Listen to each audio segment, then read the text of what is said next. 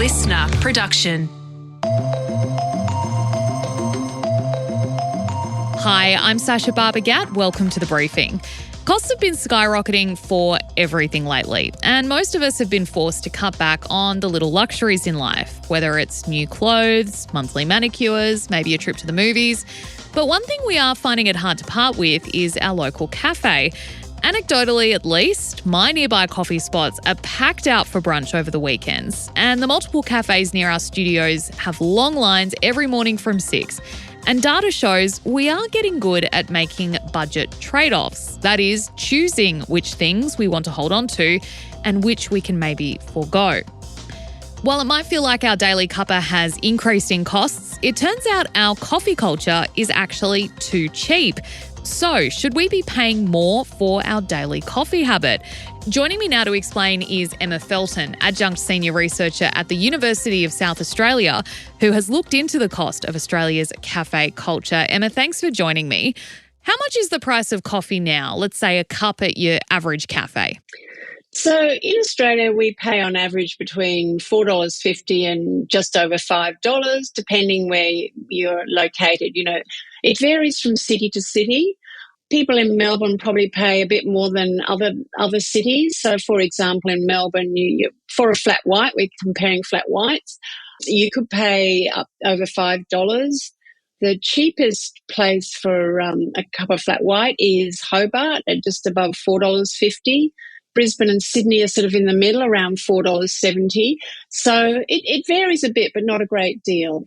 Yeah, and I feel like at the moment with the cost of living crisis, it feels like the cost of everything is going up and up and up.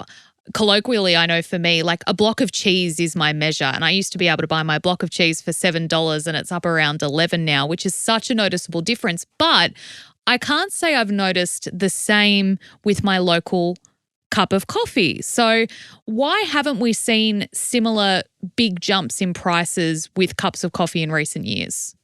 Yeah, that's a good question. Because comparatively, to countries overseas, we're paying a lot more. I have spoken to a couple of cafe owners about this, and I think part of it is that we have our cafe owners often have a close relationship with their clients, and it's on a day-to-day basis where people go into with their cafe and they see the cafe owner and they get to know them a bit. So there's a reluctance there to put the prices up for that personal reason. But the other reason is, and it's not so much a reason about, reluctance to put the price up, but it's why our coffee should be probably a bit higher than it is.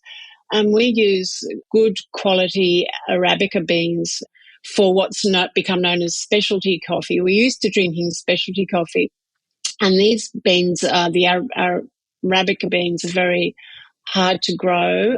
They're increasingly hard to get as well. But this is what we're used to drinking, and this is what's really a big factor in the price of coffee going up around the world, is the price of Arabica beans going up. I find it hard to believe, though, that it's simply a case of nice cafe owners not wanting to overcharge us. Is it really just as simple as that?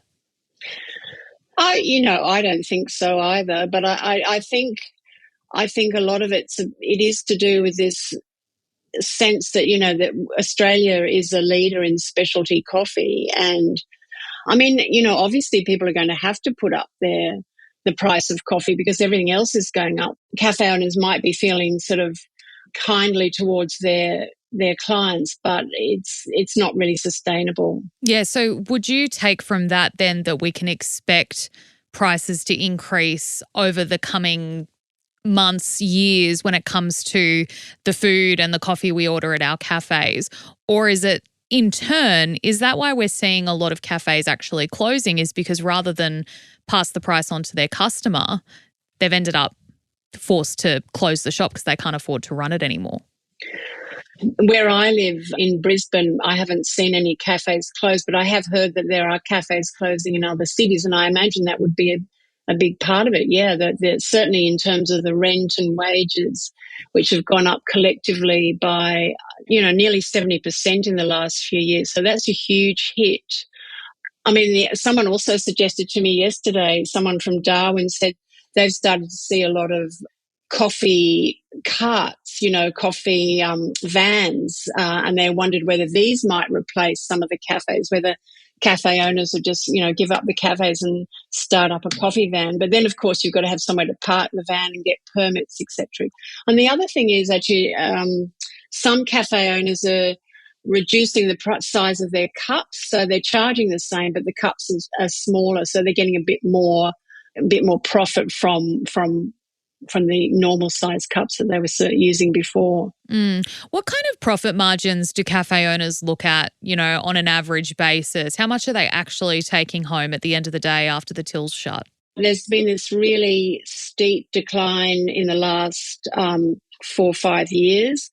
The average business profit margin, across the board of all businesses is about 13.5%. But for a cafe, it's about 7.5%. So it's half of what, most businesses are making, or just under half, just above half. And for an independent owner operating a cafe with an average turnover of 300,000, this would amount to 22,800 for an annual net profit after all the bills are paid. So it's not a lot. No, it's, is running a cafe or a hospitality business kind of one of those things that it's extremely hard to make genuinely profitable? Like, yes, if they're turning a profit, but $22,000 at the end of the year, that's their pay, right? Well, actually, I imagine they, hopefully in that figure of 300,000 turnover that they pay themselves out of that, and the 22,800 is the actual profit. I'm assuming that their wages are in that. Look, how important is Australia's cafe culture to our identity, to tourism? What has it come to mean? Because I do think it's something that has really grown legs and started running over the last few years. How important is it? I think it's really important. It's not home. It's not a workplace. It's a place in between. How many times do you hear people say, oh, let's go and have a coffee and meet at the cafe? It's become this really important place. And I think especially in cities where you've got a lot of apartments and high-rise buildings, and people just want to get out and, and have somewhere else to just go and chill out. And also since COVID, I think it's become even more important to have this kind of space outside the home. And so, yeah, I think they're critical places. And you can see overseas, in fact, as you said, Australian cafe culture is quite unique. And you can see, I've noticed in some countries in Europe that people promote Australian coffee and Australian baristas. You're seeing the development of this kind of cafe culture, even though you think Europe was the heart of cafe culture. It's not in the same way that we have had here, with really good quality coffee and kind of really nice environments as well, where people feel relaxed and comfortable for everybody to hang out. Look, before we let you go, let's say, and you mentioned overseas, I know in Switzerland, for example, it's about $10 to go and buy your average cup of coffee, which to us is crazy. But from what you've explained is Australians probably should be paying closer to $10, for the average cup. What would happen to that cafe culture if we ended up in a position where I'm going down for my daily cappuccino and I'm being asked to hand over $10? Would it destroy that culture? I think a huge hike from, say, $5, $50 or $5 to $10 would have an impact. But I doubt very much whether cafe owners would put up, coffee by that amount. What I think is, even if they do put coffee up by, say, $1 or $2, I have the sense that people won't. They might begrudge it for a while, but I don't think it'll stop people buying coffee.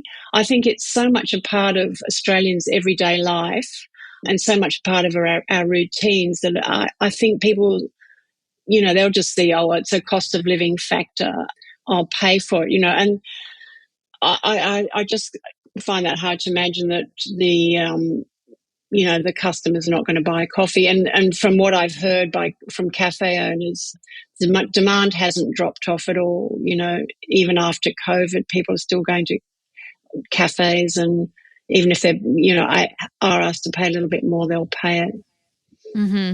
Well, Emma, it's an interesting conversation, and I think something that most people can relate to. Most people head down to their local cafe at least, once a fortnight. I know I really enjoy my local cafe and the cafe culture that Australia has become known for. Thank you so much for your time today and for sharing your insights. Thanks, Sacha. Pleasure. That was Emma Felton, Adjunct Senior Researcher at the University of South Australia. And that is all we have time for today. Before you go, though, I would love it if you could share this episode with someone you think might like it.